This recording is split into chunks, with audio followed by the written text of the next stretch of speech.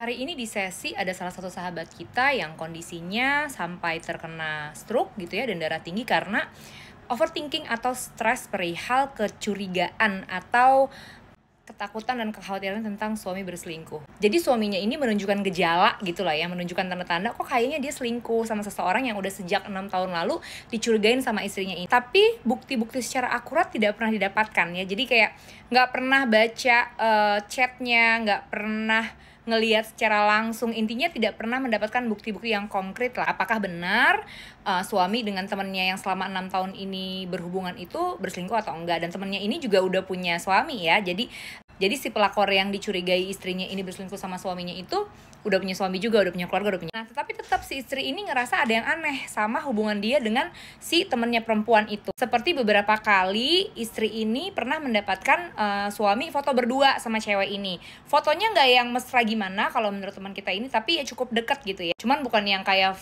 pose vulgar, bukan. Terus kecurigaan lain, contoh misalnya chattingan antara suami dengan perempuannya ini seringkali dihapus gitu. Jadi history chatnya itu nggak full dari awal mereka chatting-chattingan tuh seperti apa. Terus di history recent phone-nya si perempuan ini pernah beberapa kali gitu ya istrinya mendapati bahwa hampir setiap hari teleponan sama suaminya. Meskipun terus nanti kalau udah habis ketahuan gitu katanya seringkali terus nggak ada, entah itu dihapus, istrinya mikirnya gitu ya, atau emang beneran nggak telepon. Intinya kecurigaan ini udah berlangsung cukup lama gitu ya, dan istrinya ini seringkali pokoknya mendesak suami supaya mengaku gitu, mengatakan yang sebenarnya. Bener gak sih? Pokoknya kemauan istrinya tuh si suaminya ini ngaku kalau yes lu tuh selingkuh gitu, coba akuin sama gue gitu. Sehingga karena kecurigaan ini akhirnya mereka berdua nih sering berantem gitu ya, hubungannya semakin tidak harmonis karena ribut terus. Terutama ya si istri juga jadi karena stres gitu ya, banyak pikiran, banyak kekhawatiran dan ketakutan. Jelas pasti wajar perselingkuhan suami itu memang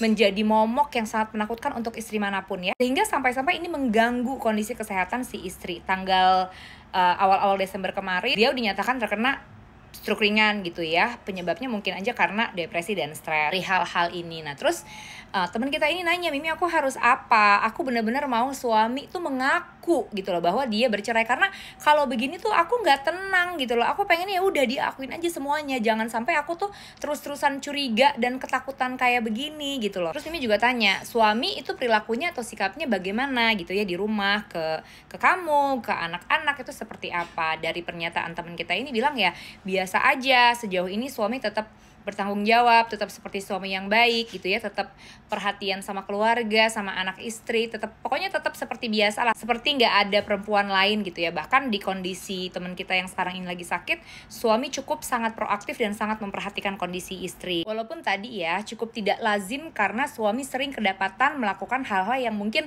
tidak sepantasnya dilakukan pertemanan antara laki-laki dan perempuan, apalagi yang udah sama-sama saling punya keluarga. Jadi pertanyaannya, bener nggak ya Mi kira-kira suami saya ini selingkuh? Saya tuh kedepannya harus apa? Karena saya udah lelah juga sebenarnya dengan kondisi yang seperti ini sampai mengganggu kesehatan saya. Kalau Mimi secara pribadi tentu harus mengatakan perihal apakah suami ini benar selingkuh atau enggak ya wallahu alam ya, kita nggak ada yang bisa jawab. Meskipun yes, kecenderungan atau kecurigaannya mungkin saja benar suami melakukan perselingkuhan itu, karena memang betul ya seperti yang dikatakan si istri, kalau memang hanya temenan biasa laki-laki dan perempuan, apalagi yang nggak ada hubungan kerja, buat apa teleponan setiap hari? Bahkan kedapatan sering foto berdua, meskipun tidak vulgar, tapi misalnya posnya terlalu deket. Jadi bisa aja kemungkinan suaminya ini memang berselingkuh sama perempuan itu bisa-bisa aja. Tapi pertanyaan Mimi, setelah sekian waktu lamanya, ini kan katanya kan istri cerita sebenarnya kecurigaannya sejak 6 tahun yang lalu, tapi mungkin sempat hilang gitu ya, sempat nggak ada kecurigaan, sempat nggak ada tanda-tanda apapun. Jadi kayak ya udah let go begitu aja. Mungkin beberapa bulan belakangan ini terus tiba-tiba mungkin gitu ya tanpa diduga-duga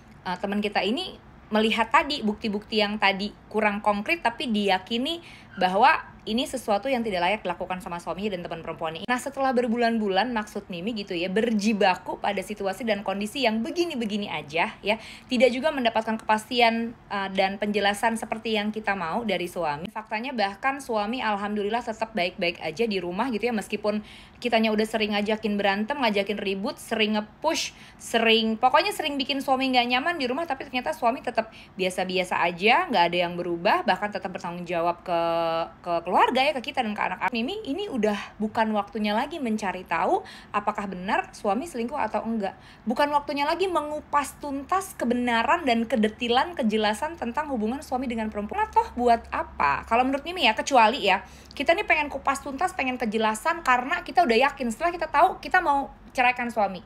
Jadi kita mau langsung gugat cerai, mau langsung ke pengadilan, sehingga semua bukti-bukti perselingkuhan suami ini bisa kita pakai untuk menggugat dia di pengadilan gitu ya, sehingga membuat kita memenangkan pengadilan, mungkin hak asuh anak, mungkin harta gono gini dan lain sebagainya. Kecuali memang arahnya teman-teman udah mau melakukan itu, sok mangga, silahkan puas-puasin diri teman-teman untuk mencari tahu setengah mati kejelasan dan kedetailan perselingkuhan suami dengan tuplak. Tapi kalau memang enggak ya, kalau memang yang kita mau tuh bukan bercerai sama suami ya, kita sekedar mau memuaskan nafsu dan ego kita untuk mengetahui kesalahan suami, yang itu udah kita coba berbulan-bulan lamanya mencoba untuk membuktikan, mengungkap perselingkuhan suami, tapi tidak terungkap juga, yang ada malah membuat kita semakin hancur. Menurut Mimi, buat apa dilanjutkan? Di titik tertentu menurut Mimi jelas kita harus cerdas secara mindset. Kalau yang kita lakukan tidak bermanfaat, bahkan satu-satunya manfaat yang diberikan adalah kita yang semakin hancur, ya jiwanya, ya pikirannya, bahkan sampai merusak fisik kita.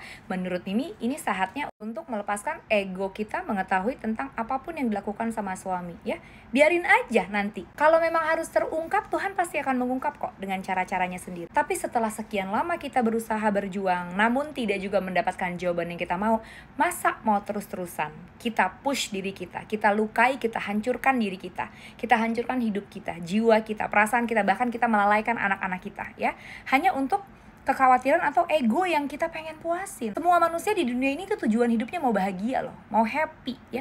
Jangan sampai kita jadi satu-satunya orang yang di dunia ini cita-citanya pengen hidup gue hancur, pengen anak gue masa depannya gak jelas, gue pengen melalaikan anak gue. Karena kenapa? Mimi yakin dengan kondisi mental seperti ini, kecurigaan, kekhawatiran, ketakutan suami berselingkuh ini udah pasti kita gak akan bisa berfungsi maksimal. Setiap hari itu kita pasti emosi, galau, takut, ngangong-ngangong, bengong, anak jadi gak kepegang ya, bahkan badan sendiri, kesehatan sendiri jadi gak kepegang, bahkan hubungan kita sama suami bisa jadi semakin gak harmonis. Yang besar resikonya akan memungkinkan suami benar-benar akan jauh dari kita kalau udah benar-benar gak nyaman di rumah, bahkan bisa semakin dekat dengan perempuan-perempuan dakjal di luar sana. Kenapa kita harus memilih atau mengambil pilihan yang itu? Tadi Mimi bilang kalau memang arahnya belum mau langsung bercerai, menurut Mimi setelah beberapa saat berusaha untuk mengungkap kesalahan suami tapi tidak juga kita dapatkan bukti-buktinya, ini waktunya kita untuk stop mengurus yang di luar dari diri kita dan fokusnya ke dalam sini. Jadi kita tuh jangan sampai punya hobi yaitu senang melakukan perbuatan yang sia-sia pada hidup kita. Saat semua orang berlomba-lomba ingin mengembangkan hidupnya, ingin membesarkan anaknya dengan baik supaya anaknya punya masa depan yang baik, ingin membahagiakan dirinya, kita satu-satunya orang yang justru melemahkan, menghancurkan diri kita sendiri. Mau sampai kapan ya?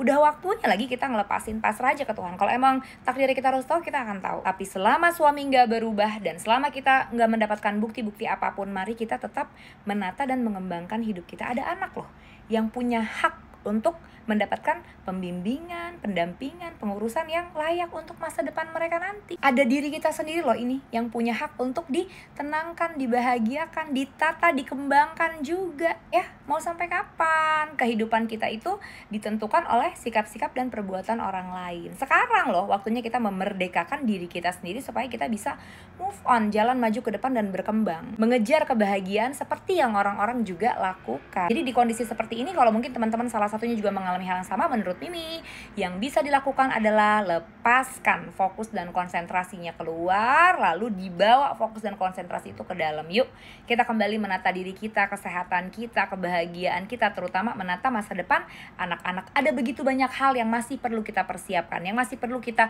kembang. Kita nih istilahnya belum selesai loh perjalanannya, bahkan mungkin belum jadi apa-apa, belum jadi siapa-siapa ya. Jadi kita harus fokus dong, sayangin diri. Nah memang ini gak semudah apa yang diucapkan. Makanya untuk teman-teman yang mau tahu, Mi gimana sih caranya, detailnya aku mau bisa kayak gitu tapi kok sulit, apa yang harus aku lakukan? Nah detail tentang bagaimana how to-nya ini ya, how to menjalankan pulih bahagia dan self love ini yang biasanya secara detail pastinya akan kita bahas di sesi one on one bareng Mimi. Untuk teman-teman yang mau sesi one on one bisa langsung cek link di bio ya. Teman-teman semangat, harus memilih diri sendiri. Mulai sekarang harus melepaskan genggamannya keluar dan memilih memeluk diri sendiri. Oke? I love you.